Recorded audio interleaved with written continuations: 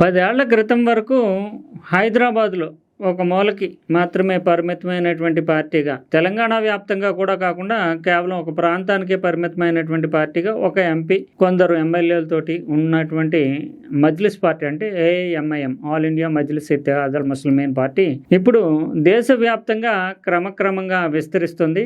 భవిష్యత్తులో జాతీయ పార్టీ స్థాయికి ఎదిగేటటువంటి సూచనలు కనిపిస్తున్నాయి. అసదుద్దీన్ ఓవైసీ ఆ మేరకు విస్తృతంగా దేశవ్యాప్తంగా పర్యటనలు చేస్తూ పార్టీని ప్రబలమైనటువంటి శక్తిగా మార్చడానికి ప్రయత్నిస్తున్నారు. ఆ మేరకు సక్సెస్ కూడా సాధిస్తున్నారు. ఇది 2014లోనే తెలంగాణ ఏర్పాటైన తర్వాత రాష్ట్ర స్థాయి పార్టీగా ఒక గుర్తింపు తెచ్చుకుంది. అంటే చిన్న రాష్ట్రం అవ్వడము, ఇక్కడ 7 ఎమ్మెల్యే సీట్లు ఉన్న రాష్ట్ర స్థాయి పార్టీగా గుర్తింపు వచ్చినటువంటి పార్టీగా ఎంఐఎం ఉంది. తర్వాత కాలంలో చూస్తే కనుక బీజేపీ, ప్రత్యేకించి నరేంద్ర మోడీ నేతృత్వంలో ప్రభుత్వాలు అధికారంలోకి వచ్చిన తర్వాత ఐడియాలజికల్ బేస్గా డిఫరెన్స్ ఆఫ్ ఒపీనియన్ని తీసుకుంటూ వ్యతిరేకమైన, ప్రతికూలమైన ప్రత్యర్థి శక్తిగా ఎంఐఎంని విస్తరించడానికి ఒక సైద్ధాంతికమైనటువంటి ప్లాట్ఫామ్ సిద్ధమైంది అని భావించి దేశవ్యాప్తంగా ఎంఐఎంని విస్తరించుకోవడం అనేది జరిగింది. అయితే ఇక్కడ తెలంగాణలో చూస్తే కనుక కాంగ్రెస్ పార్టీతోటి చేతులు కలిపి పనిచేస్తున్నట్లుగా కనిపిస్తూ ఉంటుంది. అంటే ఆ ప్రాంతంలో ప్రత్యేకించి వీళ్ళకి బట్టి ప్రాబల్యం ఉన్నటువంటి హైదరాబాదు, పాత బస్తీలో వీళ్ళకు ఉండేటటువంటి డిమాండ్లు, సమస్యలు వీటన్నిటిని తీర్చుకోవడానికి ప్రభుత్వంతో సన్నిహితమైనటువంటి సంబంధాలు, అంతకుముందు బీఆర్ఎస్తో సన్నిహిత సంబంధాలు అసదుద్దీన్ ఓవైసీ అంటే ఈ పార్టీ అధినేతకు ఉండేవి. తర్వాత ఇప్పుడు కాంగ్రెస్ పార్టీతోటి ఆ సన్నిహిత సంబంధాలు మెయింటైన్ చేస్తున్నారు. ఎందుకంటే వాళ్ళ ఏరియాలో ఎవరు ప్రభుత్వం అనేది వాళ్ళ కంట్రోల్లోనే ఉండాలనే ఉద్దేశంతో. ఇది ఒక రకంగా చూస్తే కాంగ్రెస్ అండ్ ఎంఐఎం కలిసి నడుస్తున్నట్లుగా కనిపిస్తాయి. కానీ దేశవ్యాప్తంగా ఎంఐఎం పెరుగుదల అనేది కాంగ్రెస్ ఓట్ బ్యాంక్కి తీవ్రమైనటువంటి గండి కొట్టేటటువంటి సూచనలు ఉన్నాయి. ఎందుకంటే ఇప్పటికే భారతీయ జనతా పార్టీ ఎంఐఎంని ఒక అనుకూలమైనటువంటి శత్రువుగా భావిస్తూ ఎంఐఎం ప్రమోట్ అవుతున్నా చూస్తూ ఊరుకున్నటువంటి వాతావరణం ఉంది. ప్రతి సందర్భంలోని ప్రధానమంత్రి ఒక జాతీయ స్థాయి నేతగా అసదుద్దీన్ ఓవైసీని గుర్తించడమే కాకుండా పదే పదే ఆయన పేరుని ప్రస్తావిస్తూ ఆయన పేరు ప్రఖ్యాతులు పెరగడానికి పరోక్షంగా కారణమవుతున్నారు. ఈ మధ్యకాలంలోనే మనం తెలంగాణకు సంబంధించి ఆయన రివ్యూ చేస్తూ ఎంఐఎం అధినేత అసదుద్దీన్ ఓవైసీ చేసినంత పోరాటం కూడా మీరు చేయటం లేదంటాం. కానీ వివిధ సందర్భాల్లో ఈయన్ని ఒక ప్రత్యేకమైనటువంటి నాయకుడిగా గుర్తించడం కానీ భారతీయ జనతా పార్టీ చేస్తుంది. ప్రధానమంత్రి స్థాయిలో నా గుర్తింపు పొందగలుగుతున్నాడు అసదుద్దీన్ ఓవైసీ. అంతేకాకుండా జాతీయ మీడియా కూడా ఎక్కువ శాతము ఎన్డీఏ కంట్రోల్లో ఉన్నట్టుగానే చెప్పాలి. జాతీయ మీడియా కూడా ముస్లిం మైనారిటీ సామాజిక వర్గానికి సంబంధించి దేశవ్యాప్తంగా రాజకీయ ప్రతినిధి ఎవరు అంటే అసదుద్దీన్ ఓవైసీనే చూపిస్తున్నాయి. వక్ఫ్ బోర్డుకి సంబంధించినటువంటి చర్చలు కావచ్చు, ఇతరత్ర ఏ అంశం వచ్చినా మైనారిటీలకు సంబంధించి ప్రతినిధిగా ఈయన్నే ఫోకస్ చేస్తూ జాతీయ స్థాయి నేతగా ప్రచారాన్ని కల్పించడం నేషనల్ మీడియా చేసింది.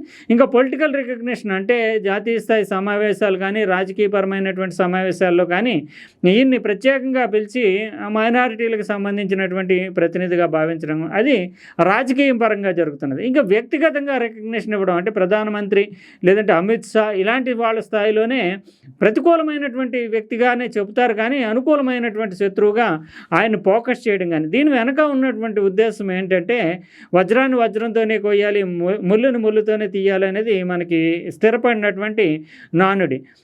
కాంగ్రెస్ పార్టీ, ప్రత్యేకించి కాంగ్రెస్ పార్టీ కానీ, కొన్ని కాంగ్రెస్తో చేతులు కలిపేటటువంటి ప్రాంతీయ పార్టీలు కానీ మైనారిటీలు అపీజ్మెంట్ పాలిటిక్స్ అంటే వాళ్ళని ముస్లింలను సంతృప్తి పరిచేటటువంటి వాళ్ళకి సానుకూలమైనటువంటి నిర్ణయాలతోటి ఆ ఓట్ బ్యాంక్ని పొందడం అనేది చాలా కాలంగా జరుగుతుంది. ముస్లిం ఓట్ బ్యాంకు బీజేపీకి ప్రతికూలంగా ఎప్పుడు కాంగ్రెస్ వైపే, అంటే సిద్ధాంతాలతోటి వేటితోటి కూడా పెద్దగా సంబంధం లేకుండానే కాంగ్రెస్ వైపు బీజేపీకి, అంటే అభివృద్ధి లేదంటే తమ సంక్షేమం కంటే కూడా మైనారిటీ పాలిటిక్స్ వచ్చినప్పుడు ప్రత్యామ్నాయంగా బీజేపీ వర్సెస్ కాంగ్రెస్ వచ్చినప్పుడు కాంగ్రెస్ వైపు మొగ్గు చూపడం అనేది అలవాటుగా మారుతుంది. అది ప్రత్యేకించి బీహార్లో చూస్తే కనుక ఆర్జేడీ తోటి, అదే సమయంలో కాంగ్రెస్ తోటి మైనారిటీలు వెళ్తూ ఉంటారు. అక్కడ చూస్తే కనుక యాదవ్ అండ్ ముస్లిం కమ్యూనిటీ రెండు కూడా ఈ ప్రతిపక్షానికంటే అక్కడ ఉన్న ప్రభుత్వానికి వ్యతిరేకంగా, బీజేపీ జేడీయూకి వ్యతిరేకంగా మద్దతు ఇవ్వడం అనేది జరుగుతుంది. ఉత్తరప్రదేశ్లో కూడా సమాజ్వాదీ పార్టీ కాంగ్రెస్కి ముస్లింలు మైనారిటీలు మెజారిటీ శాతము బీజేపీకి వ్యతిరేకంగా మద్దతు ఇవ్వడం అనేది జరుగుతుంది. తృణమూల్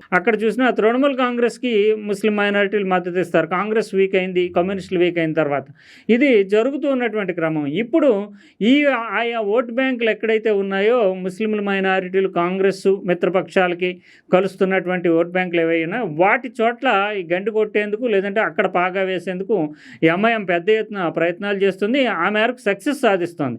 ఇది భవిష్యత్తులో కాంగ్రెస్కి తీవ్రమైనటువంటి ప్రతికూల పరిస్థితుల్ని సృష్టించబోతుంది రాజకీయంగా. ఇంతవరకు కాంగ్రెస్ని మధ్యవాద పార్టీగా లౌకికమైన పైకి చెప్తున్నప్పటికీ మైనారిటీ అపీజ్మెంట్తో ఉన్న పార్టీగా ముస్లింలు చూస్తూ ఉన్నారు. హిందువులకు వ్యతిరేకంగా పడేటటువంటి ప్రతి ఓటుని కాంగ్రెస్కి వెళ్ళేటటువంటి వాతావరణం ఉంది. కానీ ఇప్పుడు మన ఓటు మనం వేసుకుందాం అన్నట్టుగా ముస్లింల్లో ఆ అవేర్నెస్ అనేది క్రియేట్ చేయడం ద్వారా తాను జాతీయ స్థాయిలో పార్టీని విస్తరించాలని అసదుద్దీన్ ఓవైసీ ప్రయత్నం చేయడము 2014 నుంచి చూస్తే కనుక వరుస విజయాలు అనేవి ఆయా రాష్ట్రాల్లో పాగవేస్తున్నటువంటి తీరు ఎంఐఎం విజయానికే కాకుండా భవిష్యత్తులో ఎంఐఎం వర్సెస్ బీజేపీ అన్నప్పుడు ఖచ్చితంగా కాంగ్రెస్ అనేది సోదులో లేకుండా పోయే ప్రమాదం ఉంది. తాజాగా మన మహారాష్ట్రలో స్థానిక సంస్థల ఎన్నికల్లో ఫలితాలను చూసాం. ఎంఐఎం ఎంత బలపడుతోంది స్థానిక సంస్థలు అనే దానికి గతంలోనే ఇక్కడ ఔరంగాబాద్ అంటే ఉత్తరప్రదేశ్కి సంబంధించి గట్ట కొన్ని విజయాలు సాధించింది. తర్వాత ఇక్కడ మహారాష్ట్రలో చూస్తే కనుక ఔరంగాబాద్లో 33 సీట్లు నగరపాలక సంస్థలు తెచ్చుకోవడం కానీ, తర్వాత మాలేగావ్లో 21 సీట్లు తెచ్చుకోవడం, నాందేడ్లో 14, అమరావతిలో 12, ముంద్రాలో 5, ముంబైలో 8 అంటే దేశ వాణిజ్య రాజధానిగా పెరుగుతున్నందున ముంబైలో 8 సీట్లు తెచ్చుకోవడం. గతంలోనే 2019లోనే ఔరంగాబాద్లో ఎంపీ స్థానాన్ని గెలుచుకోవడం కానీ, తర్వాత ఇటీవల కాలంలో బీహార్లో చూస్తే కనుక బీహార్లో కూడా యాదవ్ ముస్లిం అనేది కాంబినేషన్ దానికి కాంగ్రెస్ కలవడం అనేది జరుగుతూ ఉంటుంది. కానీ ఈ కాంబినేషన్ని విడదీసే విధంగా ముస్లిం ఓట్లు వేరు అన్నట్టుగా అక్కడ గడిచినటువంటి 10 ఏళ్లుగా స్థిరమైనటువంటి 2015 నుంచి చూస్తే 2015లో 5 స్థానాలు తెచ్చుకుంది ఎమ్మెల్యే స్థానాలు శాసనసభలో అడుగు పెడితే, ఆ తర్వాత ఆర్జేడీలోకి ఆ సభ్యులు వెళ్ళినప్పటికీ మళ్ళీ 2020లో కానీ 2025లో కానీ రిపీట్ చేసింది. అంటే ఆ స్థిరమైనటువంటి ఓట్ బ్యాంక్ని బీహార్లో స్థిరపరచుకుంటూ ఒక బలమైనటువంటి ప్రాంతీయ పార్టీగా అక్కడ నిలబడడానికి ప్రయత్నించడం అనేది ఎంఐఎం సక్సెస్ సాధించడం అనేది బీహార్లో భవిష్యత్తులో కూడా యాదవ్ ముస్లిం కాంబినేషన్ తోటి కూడినటువంటి ఆర్జేడీ అండ్ కాంగ్రెస్కి ఒక ప్రధానమైనటువంటి ప్రతికూల శత్రువుగా ఇక్కడ మారబోతుంది ఎంఐఎం అనే దానికి ఉదాహరణగా చెప్పాలి.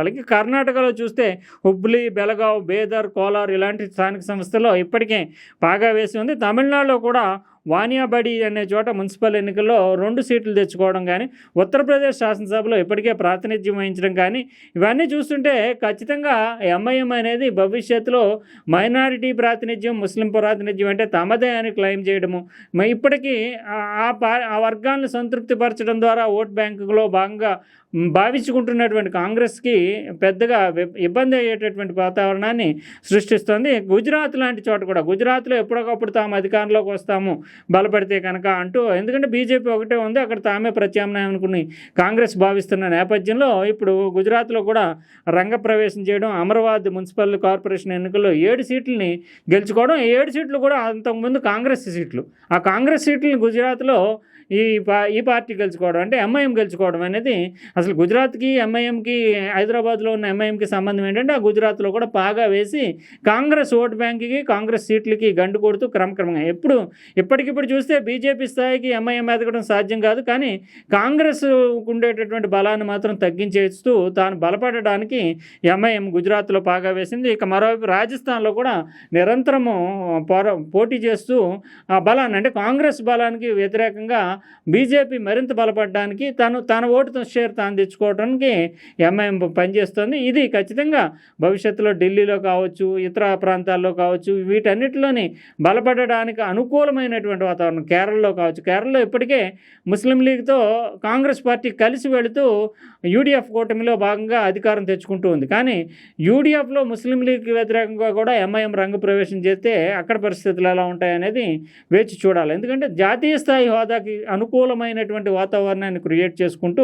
ప్రతి రాష్ట్రంలోని తమ ముద్ర ఉండబోతుంది అంటూ అసదుద్దీన్ ఓవైసీ విస్తృతంగా పర్యటించడము, భారతీయ జనతా పార్టీ కూడా అతను ప్రతికూలము, అతనే తమ ప్రత్యర్థి అన్నట్లుగా ఫోకస్ చేస్తుంది. ఎందుకంటే కాంగ్రెస్ పార్టీని సైడ్ లైన్ చేయాలంటే ఎంఐఎంని ముందు పెట్టడం ద్వారా ప్రత్యర్థులుగా బీజేపీ అండ్ ఎంఐఎం కనిపించినప్పుడు ఖచ్చితంగా హిందూ మెజారిటీ ఉండేటటువంటి ప్రాంతాల్లో బీజేపీ వైపే మొగ్గు కనిపిస్తుంది.